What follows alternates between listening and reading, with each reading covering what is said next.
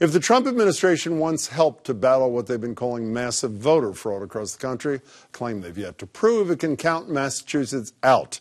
And we're not the only ones. Nearly every state is either refusing to hand over their voter information or are only partially complying. The 15-member Presidential Advisory Commission on Election Integrity is what it's called. It was created in May via executive orders asking states to hand over voters' personal information. That includes their names, addresses, dates of birth, political affiliation, and voting history. They also want the last 4 digits of their Social Security number, whether they've been convicted of a felony, their registration history, and whether they've ever lived overseas. Secretary of State Bill Galvin is the man in charge of all those records here in Massachusetts. The Secretary joins me now. Good to see you. Good to see you. So are you resisting, your spokesperson said, because central voter registration information is not public record. Is that what it's all about? No. I mean, for what is a fact that it is not a public record and therefore cannot be obtained by anybody as simply another public record, but that's by law. But it's also a fact that the materials that are in that system are, as you just described them, extremely sensitive Social Security numbers in some cases, other types of personal information. And even if I had the authority under law to give it out, I would not give it out. But when I went down that list, I don't like anybody having any of my information, I should say. I don't want them to know where I had lunch, much less all this stuff. If you take out the last 4 digits of the Social Security number, isn't every single thing that this commission is asking public record in the states somewhere? Not really. Much of it is, the detail is not always there.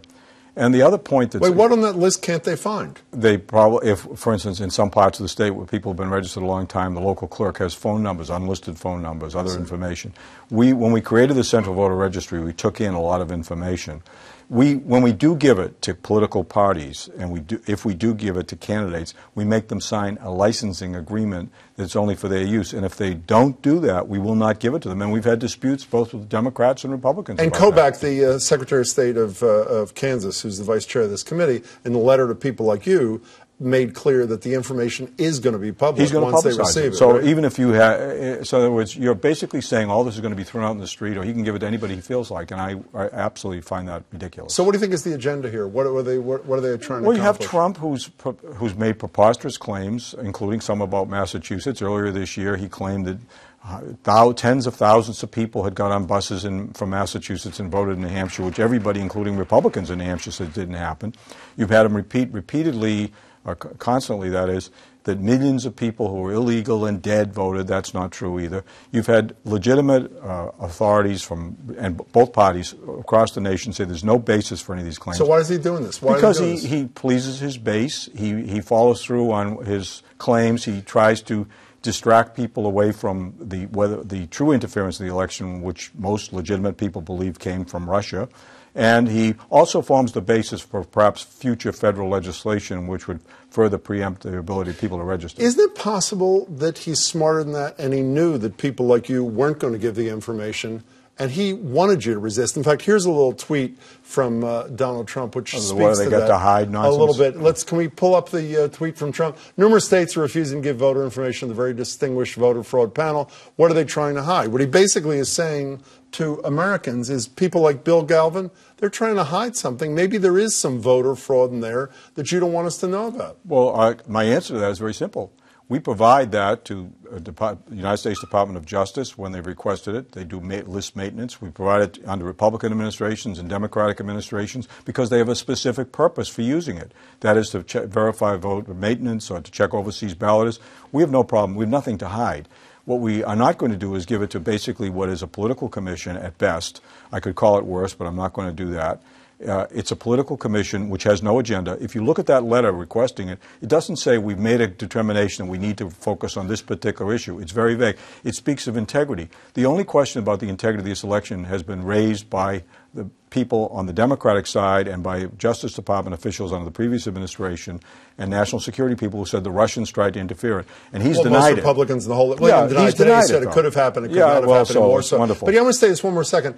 How, as preposterous as it is on its face, how do you and your colleague, is it Gardner in New Hampshire? Gardner's with him. How do you know that thousands of people didn't go from Massachusetts? We know exactly. There's no evidence of it. First of all, even in New Hampshire, Gardner will tell you this, that they take a picture of everyone who votes same-day registration. This is really an attack on same day by people in New Hampshire.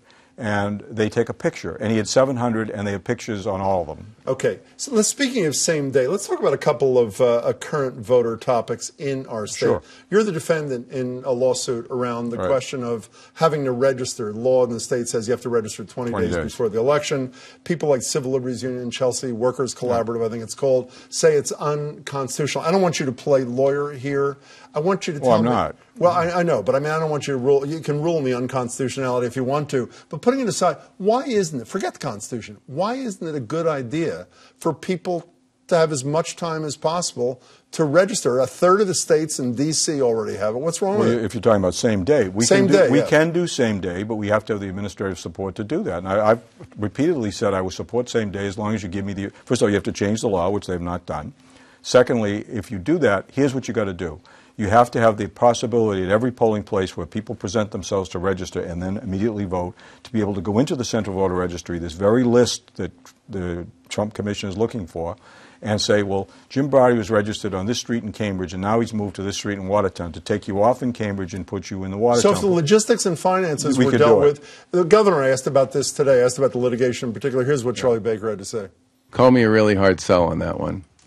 If people want to vote, it's not that hard. You go down to your town hall. You can do it when you get your driver's license. There's a million different ways. We've made it pretty easy in Massachusetts for people to register to vote.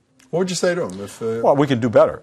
We've gone consistently better, and we do very well. I'm not disputing that part of what he's saying, but I'm disputing why shouldn't we do better if we can? I think we can, but you've got to come up with the money to do it. How about automatic voter registration? People like Joe Kennedy support it. The Senate President Stan Rosenberg support it. You essentially renew your license. You know this, but I'm not sure they do. Renew your license, go to a state agency, interact. You're automatically registered, unless you opt out. You can opt out if you choose. Why not? We are talking about it. It is an active piece of legislation. I know there is, yeah. The problem is you have to deal with, again, the administrative issues. You have many agencies that are not automated that you would have interactions with. The registry is automated. That's one we have a history with. That would be of all of the state agencies, that would be the easiest for us to do. So you could live with this one too if there were logistics and money? It's all about, for me, it's all about administration. If you give me the tools, I think we proved this with early voting, which I think was a remarkable success. First time, last election. And we had 1 million people do it, and I think we had a great success statewide. But you've got to give me the tools. The governor, in that case, vetoed the money, and I had to go for the override. So let me just be clear. On automatic voter registration in the same day, if we give you the tools, as you call them, Mr. Secretary? Automatic is a little bit different, only because, as I said, I just want to be clear, there are some agencies would be duplicative and very hard to do it with on our current format. But you're not ideologically opposed. No, I'm not. No, I'm for anything that works as long as I can control the situation so that we don't have people getting the wrong ballot, voting in the wrong place, voting more than once. And I don't think they're doing it intentionally, but people get confused. They get 2 ballots in the mail. I mean, I've seen about every variation of how things can be screwed up. And my only interest is not screwing things up. Not screwing things up is a good motivation. Slogan. Nice to see you. Nice to see you. Secretary of State Galvin.